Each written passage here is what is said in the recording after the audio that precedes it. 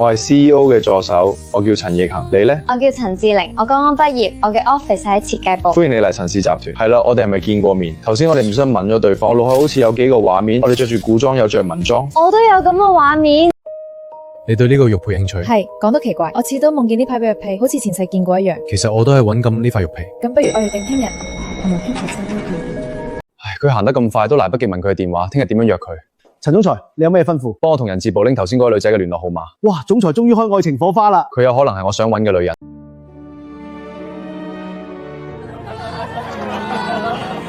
偉恒嘉玲，恭喜你哋結婚！恭喜你哋結婚！小玲，我愛你。偉恒，我愛你。老婆早晨，好想永遠咁抱住你。2022年香港一恒房間裏，他從夢中醒過來。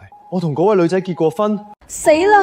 琴日唔記得同佢聯絡號碼，點算呢？地方咁大。志玲，我喺呢度。嘉恒哦，唔好意思，我叫陳義恒。 ，so sorry，我叫咗我夢中嘅嘉恒。你今日着到好英俊。你今日都好靚，好似仙女。哇，嗰位女仔同陳總裁一齊邊個？好第一個貨品要拍賣嘅係清朝嘅古董，由清朝到1937年代喺位叫做陳家恒幫主嘅陪葬品，可不可以撳100萬第一次。嘉玲，我而家馬上去你嘅屋企，同你父母講我哋嘅婚事。但我父母唔係普通人，不如去見你父母先。我冇父母噶。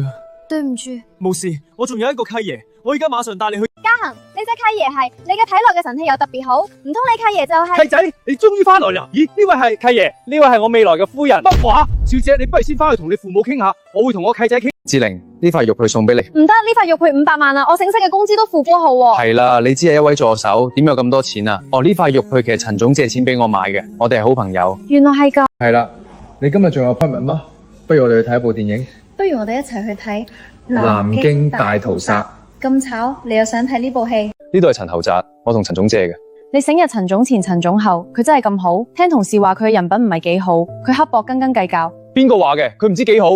天涯呀海角咪呀咪之音，小妹妹唱歌更難，咱們倆。陳老師，出邊有一位靚仔嘅哥哥不停咁望住你。